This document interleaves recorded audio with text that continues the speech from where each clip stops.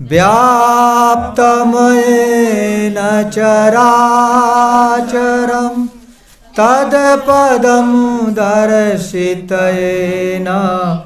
तस्मै श्री गुरुवे नमः। अज्ञानतिमिरान्धस्य ज्ञानाञ्जनशलाकया चक्षुरुन्मीलितं येन तस्मै श्री गुरुवे नमः।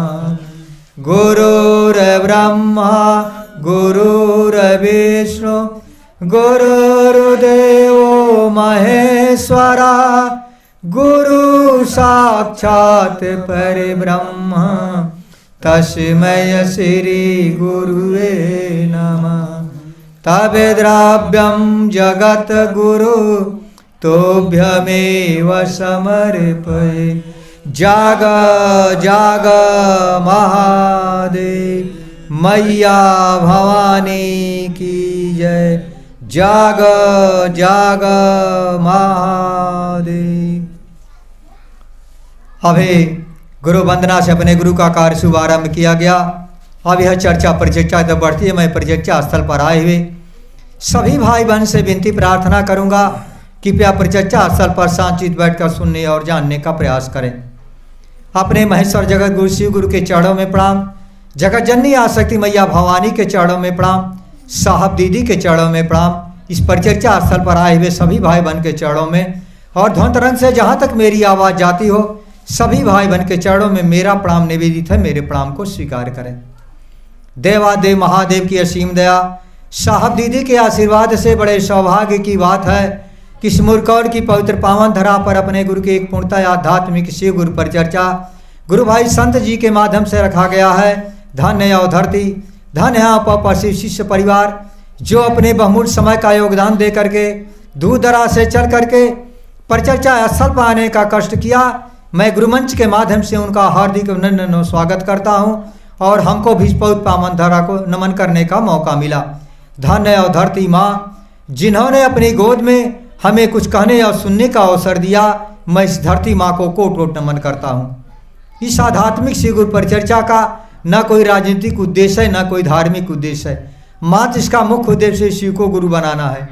और जिस महादेव को साहब ने गुरु बनाने की बात कहा है वह तो जगत गुरु में प्रतिष्ठित है, वेद और पुराण में प्रमाणित मिलता है। लिखा भी गया है कि जगत गुरु नमस्तुभ्यम शिवाय शिवदाय च जोगिंदा नाम च जोगिंदा गुरु नाम गुरुवे नमः। इस धरती पर जितने भी सारे गुरु आए, चाहे अघोरों के गुरु कीनाराम, जोगे के गुरु गोरखनाथ, राष्ट्रों गुरु शुक्राचार्य, देवताओं को बृहस्पति, ब्राह्मण गुरु परशुराम, रावण बाणासुर जो है उसी महादेव को गुरु बनाने का काम किए और बना करके स्वयं गुरु बनने का काम किया, अपना पाँव पूजाने का काम। हम नहीं कहते यह कलयुग बताता है, प्रमाण है कि इस धरती पर बहुत से सारे गुरु आए, सबने महादेव को गुरु बनाने का काम किया और बना करके मात्र हमको पूजा पद्धति बताने का काम किया, पूजा पाठ करने के लिए बताया। परंतु साहब ने मात्र उस ईश्वर परमात्मा भगवान को गुरु बनाने की बात कहा है। और धन्य है वह महामानव जो उस परमात्मा ईश्वर को गुरु स्वरूप में धरती पर उतारने का काम किया और सिद्ध करके बता दिया कि शिव जगत गुरु हैं, जन जन के गुरु हैं। क्योंकि साहब के कथनानुसार हमने महादेव को गुरु बनाने का कार्य किया।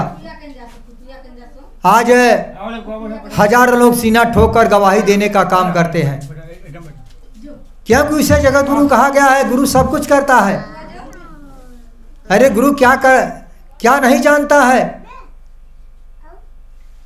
हम जो कुछ भी करते हैं, चाहे अच्छा करें या बुरा करें, सब जानते हैं। कहा गया है कि तन की जाने मन की जाने, जाने चित्त की चोरी, उस साहब से क्या छिपा है जिसके हाथ में डोरी। हम उसी परमात्मा की साथ धरती पर आने का काम किए हैं। जब उनकी इच्छा खत्म हो जाएगी हमको यह धरती छोड़ देना पड़ेगा। यह मानव जीवन मिला है मात्र एक भाड़े का, और जब तक उस गुरु की इच्छा है, परमात्मा की इच्छा है, तब तक हम भाड़े के मकान में रह रहे हैं। और जिस दिन उसकी इच्छा खत्म हो जाएगी, उनकी दया खत्म हो जाएगी, हमको यह भाड़े का मकान छोड़ना पड़ेगा। क्योंकि मानव जीवन क्यों मिला है, यह मानव आज तक समझने का कार्य नहीं किया। इसी बात को साहब ने बताया है, दर्शाया है कि मानव जीवन मात्र अच्छा खा लेने से, अच्छा पहन लेने से, अच्छा रह लेने से, अच्छा तरीके से चल लेने से मात्र जीवन का उद्देश्य नहीं है। जो इसमें जीव रहता है, मानव जीवन है एक ऐसा माध्यम है जिसके द्वारा इस जीव का उद्धार हो सकता है। और उद्धार करने का काम गुरु करता है, किसी सारे गुरु के बस की बात नहीं है। हम नहीं कहते, तुलसीदास से प्रमाणित किया है कि बिनु गुरु भवनी तरह न कोई, जो बिरंच शंकर सम होई। क्योंकि ब्रह्मा या विष्णु के समान भी गुरु हो जाए तो भी उनको मुक्ति देने का अधिकार नहीं है, क्योंकि गुरु के पद पर उनको जाना पड़ेगा, गुरु पद धारित करना पड़ेगा।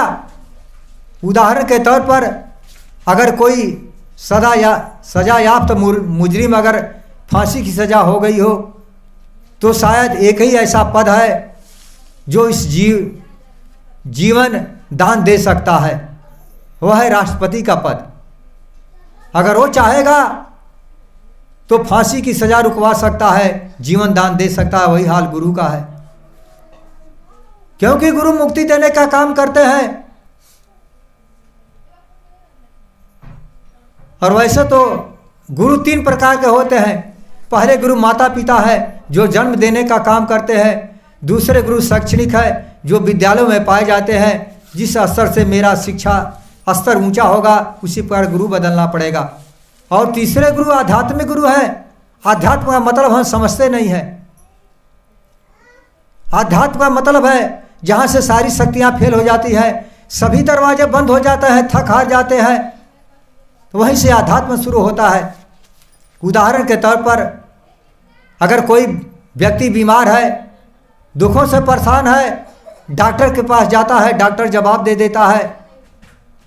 किसी ओझा सोखा के पास जाता है, जवाब दे देता है। बाबा साधु सन्यासी के पास जाता है, जवाब मिल जाता है। तब वह मन परमात्मा की खोज में निकलता है, कहता है कि हे परमात्मा, आप कहीं मिल जाते तो शायद मेरे दुखों का अंत हो जाता। वहीं से आध्यात्म शुरू होता है। और आध्यात्मिक गुरु, आध्यात्म का मतलब होता है, और आध्यात्म के आधार पर ही आज शिव की बात हो रही है। विज्ञान कहता है ना कि जब तक हम क्रिया करेंगे, प्रतिक्रिया नहीं हुई तब तक मानेंगे नहीं। बताइए, अगर कोई दीपक जल रहा है, कोई बल्ब जल रहा है, जलेगा तब ना हम इसको कहें कि वह जल रहा है, नहीं जलेगा तो हम उसको कहें कि बल्ब है। उसी प्रकार जब उस परमात्मा के द्वारा परिणाम निकलेगा तब हम उसको मानने का काम करेंगे। और आध्यात्मिक शिव गुरु परिचर्या साहब ने इसीलिए बताया है इसको। तो भाई बहन, आप उस आध्यात्मिक शिव को अपना गुरु बनाने का काम कीजिए। साहब ने कहा है उस परमात्मा को, उस गुरु को अपना बनाने का काम कीजिए। क्योंकि साहब ने पहले सूत्र में लिखा है कि हे महादेव, आप हमारे गुरु हैं, मैं आपका शिष्य हूं, अपना बनाना है। जिस दिन आप अपना बना लेंगी, क्योंकि गुरु, मैंने अभी बताया ना, गुरु सब कुछ जानता है। आपको क्या दिक्कत है, परेशानी है, पहले से गुरु जानते हैं। आप मन में सोचने का काम करेंगे, वह आकर आपकी समस्या का समाधान करने का काम करेंगे, क्योंकि वह गुरु है। और गुरु और शिष्य के बीच में कोई शर्त नहीं होता। जैसे द्रोणाचार्य एकलव्य का प्रमाण है। अगर सही माने में द्रोणाचार्य अगर गुरु होते तो शायद एकलव्य के सामने दाहिना हाथ का अंगूठा मांगने का काम न करते, शर्त न रखने का काम करते। गुरु समान दृष्टि देखने का काम करते हैं। जैसे सूर्योदय होता है ना, उसकी किरणें नहीं देखता कि जिसका महल बना हुआ है उसी में मैं रोशनी दूंगा, जिसका झोपड़ी है उसमें अंधेरा रहेगा। उसी प्रकार गुरु समान दृष्टि से देखने का काम करता है, चाहे अमीर हो गरीब हो, चाहे निर्बल हो असहाय हो, सब पर दया करने का काम करता है।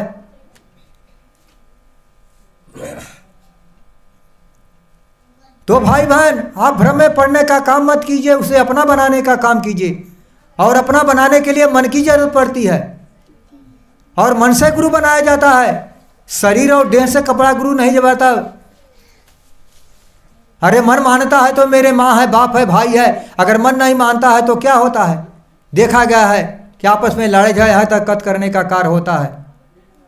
तो अपना बनाने की बात साहब ने कहा है, और रिश्ता जोड़ने की बात साहब ने कहा है। रिश्ता जोड़ने का काम कीजिए, और रिश्ता भी मन से जोड़ा जाता है।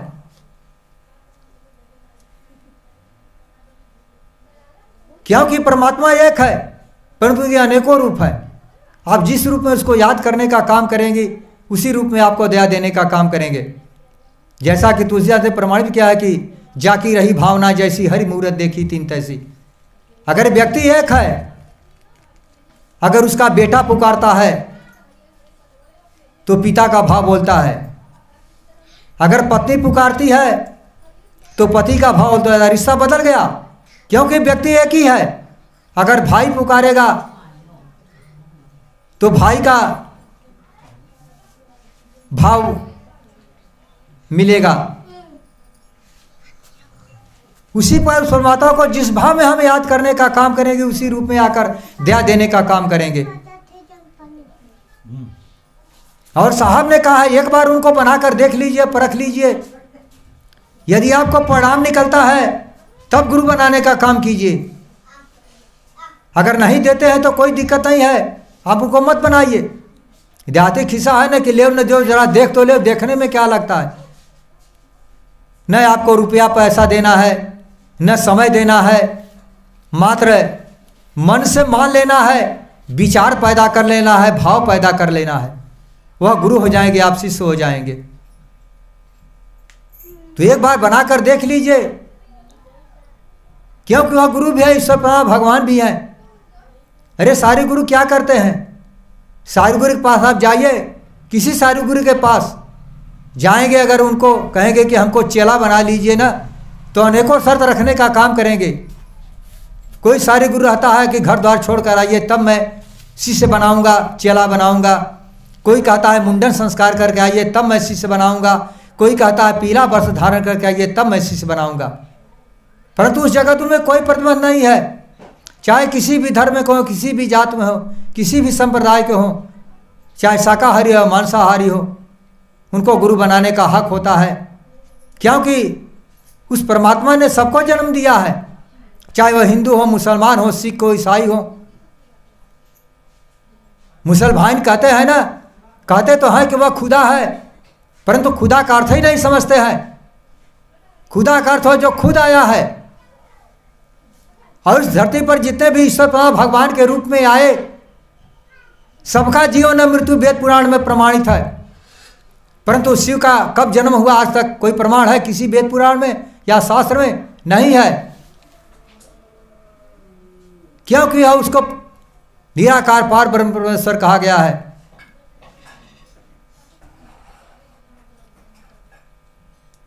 और सबने गुरु बनाने का काम किए। जैसा कि प्रमाण है, राम के गुरु वशिष्ठ विश्वामित्र, उनके गुरु शिव थे। कृष्ण के संदीपनी उपनी, उनके गुरु शिव थे। अगर सही माने में अगर पिछले पीढ़ी का इतिहास पढ़ा जाए सारे गुरुओं का, तो अंत में वही महादेव गुरु रूप में मिलेंगे। क्योंकि वह गुरु है। जब वह पृथ्वी नहीं थी तब भी शिव गुरु थे, है तो भी रह रहे हैं, काम कर रहे हैं गुरु का, और नहीं रहेगी तो भी गुरु का कार्य करने का काम करेंगे। तीनों काल में रहने वाले हैं और तीनों शक्तियां धारण करने वाले हैं, वैष्णवी, ब्रह्मांडी और रुद्राणी शक्ति। क्योंकि यह जन्म जाता है, पालन और पोषण भी करने का काम करते हैं और संहार भी करने का काम करते हैं। अरे हमने बहुत समय तक ईश्वर भगवान का पूजा पाठ जब तक किया, आज तक किसी ने कहने का काम नहीं किया मुझे परिणाम। ये बात नहीं है कि पूजा पाठ से कुछ मिला नहीं, मिला है। परंतु धरती का सुख मिला है, धन संपत्ति सब कुछ मिला है, परंतु आज तक किसी ने इस जीव की मुक्ति के बारे में उस परमात्मा से कभी बातचीत करने का काम किया? नहीं किया। जब भी गया एक हाथ कालिश रखने का काम किया कि मेरा ये काम बन जाए, वो काम बन जाए, बेटी की नौकरी लग जाए, धन संपत्ति हो जाए, गाड़ी घोड़ा हो जाए। किसी परमात्मा के बारे में सोचने का काम किया? आज तक नहीं किया। साहब ने इसी बात को बताया है कि आप उस परमात्मा के बारे में सोचने का काम कीजिए। साहब ने लेख में लिखा है कि जिस दिन आपके मन में उस परमात्मा के प्रति श्रद्धा हो जाएगा, भाव हो जाएगा, प्रेम हो जाएगा, आपकी सारी समस्या का समाधान हो जाएगा। क्योंकि हमको कर्म करना पड़ेगा। क्योंकि गीता में कृष्ण ने लिखा है कि कर्मेवाधिकारस्य से माँ फलित कदाचन। कर्म करेंगे तब न फल मिलेगा। मेरे पास खेत है, अगर कह देंगे कि मेरे घर अन्न चलाया है, बताए संभव बात है? नहीं, असंभव है, नहीं होगा ऐसा। जब हम खेती करेंगे तब न मेरे घर में अन्न आएगा। तो कर्म करिए, कर्म की प्रधानता है। सबे ने बताया, जितने भी साई गुरु हैं सबने कहा है आप कर्म करने का काम कीजिए। तो भाई अमन, आप कर्म करने का काम कीजिए। और जो भी सब भगवान के रूप में आए, उनके चाहे भक्त रहें चाहे चेले रहें, हमेशा परीक्षा लेने का काम किया। और इतना कठिन परीक्षा लिया कि शायद इस कलकाल में हम दे नहीं पाएंगे। जैसे मोरध्वज का प्रमाण है, उन्होंने अपने बेटे को आरा से चीरने का काम किया। आज है कोई भाई बहन जो अपने बेटे को आरा से चीरने का काम करेगा? यहाँ तक कि अगर दुख हो गया तो शायद आप सोचेंगे कि सारे दुख मेरे ऊपर हो जाए, बेटे को दुख ना हो। यदि आपका बेटा बेटी अगर कहीं मार खाता हो दिखाया जाए, आप उसके शरीर पर जाकर लेट जाएंगे, सारे चोट अपने ऊपर लेने का काम करेंगे, क्योंकि वह अपना है। इसे से साहब ने कहा है उसे अपना बनाने का काम कीजिए। बहुत से प्रमाण है वेद पुराण में। मैं आपको एक कहानी बताता हूं। एक बार महादेव के एक चेले थे। महादेव ने सोचा बहुत समय हो गया, मैं आज तक चेले की परीक्षा नहीं लिया, जरा परीक्षा तो ले लूं। और उस चेले के घर जाने का काम किया और अलख जगाया। और उनके एक दो परानी थे और एक ही बेटा था। जब गए अलख जगाए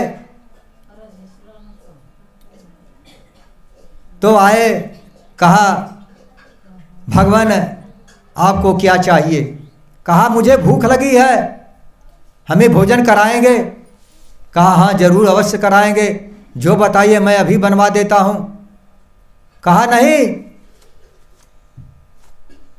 मैं शाकाहारी नहीं हूँ, मैं मांसाहारी हूँ। कहा भगवान कहो बाजार से चाहे जो मांस कहिए, जिसका मांस कहिए मैं मंगवा दूँ। कहे नहीं, मैं आपके बेटे का मांस खाना चाहता हूँ, क्योंकि उसको एक ही बेटा था। कहा भगवान मैं तो बड़ा चिंता में पड़ गया, मेरे एक ही बेटा है, उसी के सहारे मैं जी रहा हूँ, दोनों पति और पत्नी। वो भी सहारा छिन जाएगा, भगवान हम कहाँ जाएंगे? कहा नहीं, अगर नहीं खिलाना चाहते हो तो मैं जा रहा हूँ। कहा रुकिए 1 मिनट। कहा जरा मैं बेटे से पूछ लूँ। कहा ठीक है जाओ पूछ लो। और गया बेटे के पास। कहा बेटा एक साधु जी आए हैं, वो आपका मांस खाना चाहते हैं। तो बेटा ने क्या कहा? अरे धन है यह मेरा शरीर, जो साधु महात्मा के काम तो आया नहीं, जो है इस जीवन का क्या भरोसा, आज है कल नहीं रहेंगे, इसका क्या अर्थ है? चलिए कह दीजिए मैं तैयार हूँ। आया, कहा भगवान मैं आपको खिलाऊंगा। और दोनों प्राणी क्या करते हैं, कुछ बेटे के मूड़ी को काट करके कहीं छिपा देते हैं। उसकी माँ कहती है कि चलो कम से कम तक बेटा का मूड़ी देख करके जीवन तो बीत जाएगा, शरीर नहीं रहेगा तो भी कोई बात नहीं है। जब सारे मांस बना करके साधु जी को बुलाए, कहा आइए खा लीजिए महाराज। जब गए बैठे थाली में आया, कहा नहीं ये मांस मैं नहीं खाऊंगा। क्यों क्यों साहब, ये तो शरीर का ही मांस है, मेरे बेटे का मांस है। कहे नहीं, इसमें मूड़ी का मांस नहीं है। कहा सरकार भगवान है, मैं जरूर छिपा लिया हूँ, उसी के सहारे जीवन बिताने के लिए मैं यह कार्य किया हूँ, चोरी जरूर किया हूँ। कहा नहीं मुझे मूड़ी का मांस चाहिए। कहा ठीक है उसको मैं बना दें। कहा ऐसी नहीं, आपको उस मूड़ी को ओखल में खून करके तब बनाना होगा, और आपके आंख में एक बूंद आंसू नहीं आना चाहिए दोनों प्राणी को। और वह दोनों प्राणी कलेजे पर पत्थर रख करके बगैर आंसू के ओखल में खूनने का काम किया और मांस बनाने का काम किया। बना करके 3 थाली लगाने का काम किया। एक है जो भोले बाबा गए थे साधु का रूप धारण करके, और 2 प्राणी ये देखा 3 थाली लगी थी। कहा नहीं 1 थाली और लगाओ। कहा किसके लिए? कहा लगाओ तो पहले, और लगा दिया। लगाने के बाद कहा बेटा को पुकारे। कहे भगवान मेरा बेटा तो है नहीं, काट करके मांस बनाया, उसके बाद है आप खाए नहीं, मूड़ी का मांस बनाया,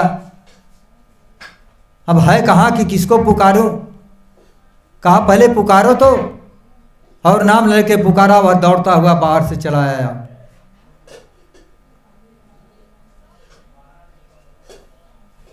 और आकर के प्रकट हो गया, भोले बाबा असली रूप में आ गए। कहा धन्य है आप परीक्षा में पास हुए। और भोले बाबा ने क्या किया कि चांद के रूप में उसको अपने मस्तक पर रखने का काम किया।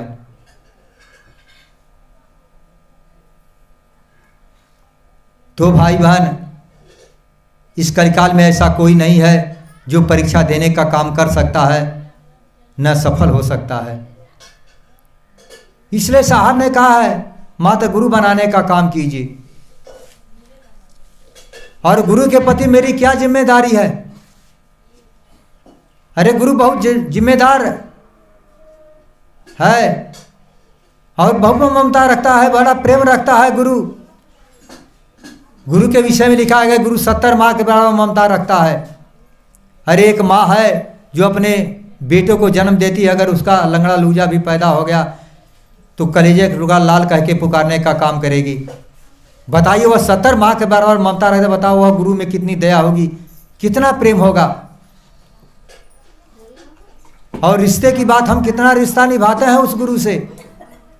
अरे बहुत निभाएंगे तो इस जन्म तक निभाएंगे जब तक जी रहे हैं, नहीं बहुत ज़्यादा आसमान घर तक रिश्ता निभाने का काम करेंगे। और गुरु 7 जन्म तक रिश्ता छोड़ने का काम नहीं करता। तो भाई बहन आप भ्रम में पड़ने का काम मत कीजिए, उस जगतगुरु को गुरु बनाने का काम कीजिए।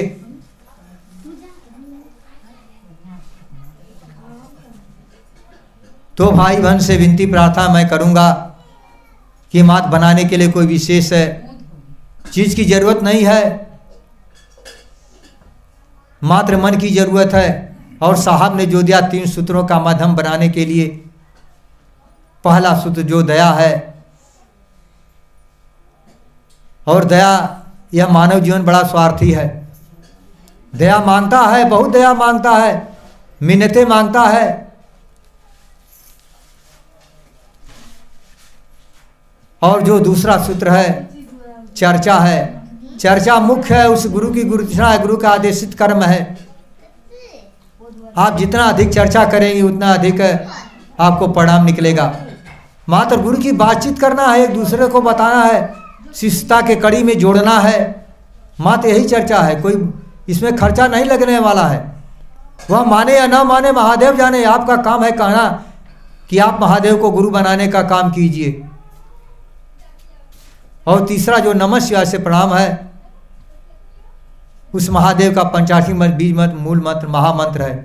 इन्हीं मंत्र के द्वारा सारे मंत्रों के साथ जो 36 करोड़ देवी देवता है ना, हर एक देवी देवता का अलग अलग मंत्र होता है, मंत्र का एक अलग अलग देवी देवता होता है। और जो नमः शिवाय है उस महादेव का भाई बहन मंच के माध्यम से गवाही भी देने का काम दे दिया। आपको विश्वास ना हो, आपने किसी बिस्तर जानवर ने आपको डंक मार लिया हो, तो आप नमः शिवाय से अपने हाथ ही झाड़ने का काम कीजिए, क्योंकि इसको जीवन में अपना लिया है, इसका प्रयोग करके देख लिया है, परिणाम निकला है, तब भाई बहन हम मंच के माध्यम से कहने का काम करते हैं। मैं एक बार मुझे बिच्छी मारी थी, मैं किसी झाड़ फूक के पास नहीं गया, मात्र अपने हाथ से ही नमः शिवाय से झाड़ने का काम किया। और 10 मिनट के बाद पता ही नहीं चला कि कहाँ मारी है कहाँ नहीं मारी है बिच्छी। इतना है शक्ति इसमें। अरे शिव के बारे में क्या है कि सर्व शक्ति शिवस्य शक्ति, हर शक्तियों का एकमात्र शक्ति है शिव शक्ति। तो माला है तो माला से, अगर नहीं माला है तो हाथा विधि से। अब तो साहब ने छूट भी दे दिया है कि मन कभी मानता नहीं है, बहुत चलामान होता है, कभी टिकता नहीं है 10-15 मिनट। तो अगर एक बार में नहीं टिकता है, अगर भाग जाता है मन, तो 2-4 बार में 108 बार नमः शिवाय से प्रणाम करने का मात्र आपको प्रयास ही करना है। यह परिचर्चा अपने गति में गतिमान है। इस परिचर्चा गली कड़ी में गुरु भाई नंदलाल जो हरिपुर की पौध पावन धरा से चलकर आए, गुरुमंच पर सप्रेम सादर आमंत्रित हैं चर्चा के लिए। एक आध्यात्मिक श्री गुरु परिचर्चा मुरकौल की पौध पावन धरा पर चल रहा है, जिसमें सभी भाई बहन और जहाँ तक मेरी आवाज़ जाती है वो सभी भाई बहन सादर आमंत्रित हैं।